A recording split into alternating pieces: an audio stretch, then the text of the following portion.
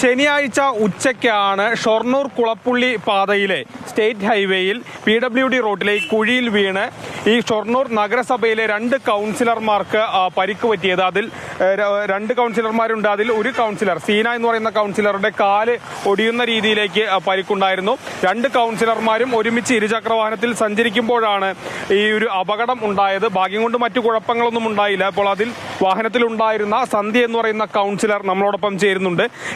ശനിയാഴ്ച എപ്പോഴാണ് ഉണ്ടായത്? എങ്ങനെയാണ് ഉണ്ടായത്? തിങ്കളാഴ്ച ഉച്ചയ്ക്ക് ഒരു 1:15 ഇപ്പം നല്ല മഴ ഉണ്ടായിരുന്നു. ആ മഴയ്ക്ക് ശേഷമാണ് ഞാൻ സീന കൗൺസിലറും കൂടി മുനിസിപ്പാലിറ്റിയിൽ നിന്ന് ഞങ്ങൾക്ക് കുളപ്പുള്ളിയിൽ ജനസേവ കേന്ദ്രം ഉണ്ട്, അവിടേക്കാണ് ഞങ്ങൾ വന്നിരുന്നത്.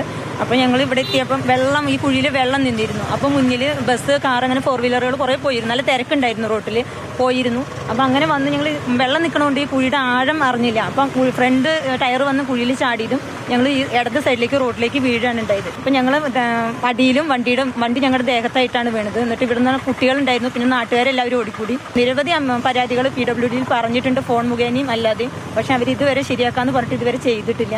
ഞങ്ങൾ ഇടത് സൈഡിലേക്ക് വീണതുകൊണ്ട് അങ്ങോട്ട് വലത് സൈഡിലേക്കായിരുന്നു എന്നുണ്ടെങ്കിൽ നല്ല തിരക്കുള്ള സമയമായിരുന്നു. ഉച്ചയ്ക്കായാലും തലയിൽ കൂടെ മറ്റു വാഹനങ്ങൾ കയറേണ്ട അവസ്ഥ വന്നിരുന്നു. ദിനംപ്രതി ആയിരക്കണക്കിന് ആളുകൾ സഞ്ചരിക്കുന്ന വഴിയാ. നിരവധി സമരങ്ങൾക്ക് അപ്പുറമാണ് ഈ റോഡ് ടാർ ചെയ്തത്. 3 വർഷം പോലും ആയിട്ടില്ല. കുഴിയെണ്ണു, കുഴിമന്തി നേടു എന്നൊരു സമരം നമ്മൾ ചെയ്തിട്ട് അതിനൊരാൾക്ക് സമ്മാനം പോലും കിട്ടിയില്ല. അത്രയേറെ കുഴികളുള്ളത്. അപ്പൊ ഇതിന്റെ നിലവാരം പരിശോധിക്കണം. ഞാൻ ഈ സ്കൂളിൽ പഠിക്കുന്ന ഒരു വിദ്യാർത്ഥിയാണ്. ഞാനിവിടെ 9ാം ക്ലാസ്സിൽ പഠിക്കുമ്പോഴാണ് എൻ്റെ ഒപ്പമുള്ള ഒരു സഹപാഠി ഇതേനെ പോകുന്ന വഴി അമിത വേഗതയിൽ വന്ന ഒരു ഓട്ടോയോ കാറോ എന്തോട്ടെ കൃത്യമായി എനിക്ക് ഓർമ്മയില്ല. അവന് നല്ലൊരു പരിക്ക് പറ്റിയിട്ട് അവൻ ഒരു സ്വകാര്യ ആശുപത്രിയിലായിരുന്നു. അത് മുഖേന ഞാനിവിടെ ഒരു പരാതിയും കൊടുത്തിട്ടുണ്ടായിരുന്നു, ഒരു വിദ്യാർത്ഥി സംഘടനയും എൻ്റെ നേതൃത്വത്തിൽ. അത് സ്കൂളുകാർ PWDക്ക് സെൻഡ് ചെയ്തതെന്ന് പറയുന്നത്. പരാതി കൊടുത്തിട്ട് ഏകദേശം ഒരു വർഷം ആവാറായി. PWD അവിടെ എന്തിനിരിക്കണമെന്ന് എനിക്ക് അറിഞ്ഞാലോ ഒന്ന് കൊള്ളാം. സ്കൂളിലേക്ക് പോകുന്നവർക്ക് വളരെയധികം ബുദ്ധിമുട്ടാണ്. ഇവിടെ ഒരു സീബ്ര ക്രോസിംഗ് ഇല്ല. അതുകൊണ്ട് പിന്നെ നല്ല ഒരു അമിത വേഗതയിലാണ് ഇവിടെ വാഹനങ്ങൾ പോകുന്നത്. പിന്നെ മുഖ്യമന്ത്രിയുടെ കേരള സദസ് എന്ന പരിപാടിക്കാണ് അന്നാണ് ഇതൊന്ന് പാച്ച് വർക്ക് ചെയ്തത്. മുഖ്യമന്ത്രി വരുമ്പോൾ പാച്ച് വർക്ക് ചെയ്യാനും അത് കഴിഞ്ഞാൽ അത് പോകാനുമുള്ള കാരണമാണെങ്കിൽ മുഖ്യമന്ത്രിക്ക് ഒരു ജെറ്റ് എന്തെങ്കിലും വാങ്ങിയിട്ട് ആകാശത്തുകൂടെ പോവുകയാണ് നല്ലതെന്നാണ് എനിക്ക് തോന്നുന്നത്. വളരെ ദുഷ്കരമാണ്, ബുദ്ധിമുട്ടാണ്. കാരണം ഈ കുഴികൾ ഇവിടെ അതുപോലെ കുറച്ച് അപ്പുറത്ത് അല്ലാണ്ട് പെട്ടെന്ന് ഈ കുഴികൾ ഇതായി കഴിഞ്ഞാൽ അത് അടക്കില്ല. ഇവർ കരാറുകാർ വന്ന് കുറച്ച് മണ്ണ് എന്തെങ്കിലുമൊക്കെ വാരിയിട്ട് അതങ്ങനെ ചില സമയത്ത് വണ്ടി ഇതാവുമ്പോൾ നമ്മൾ വലിയ വാഹനങ്ങൾ അടുത്തുകൂടെ പോകുമ്പോൾ വലിയ റിസ്ക്കാണ്. അങ്ങനെ പലപ്പോഴും ഭാഗ്യത്തിന് രക്ഷപ്പെട്ടുള്ള സന്ദർഭം കൂടി ഉണ്ടായിട്ടുണ്ട്.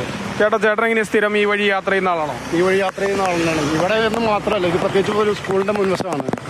ഒരുപാട് കുട്ടികൾ സഞ്ചരിക്കുന്നതാണ്.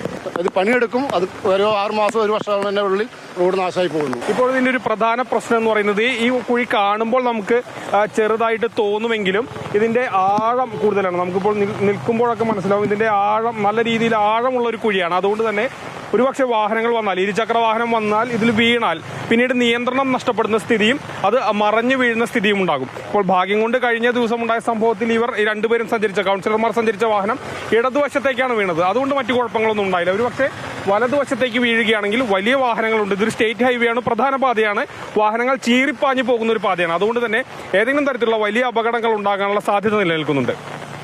മൽഘോഷ് സി മോഹനൊപ്പം ഗോകുൽ VS, മാതൃഭൂമി ന്യൂസ്, പാലക്കാട്.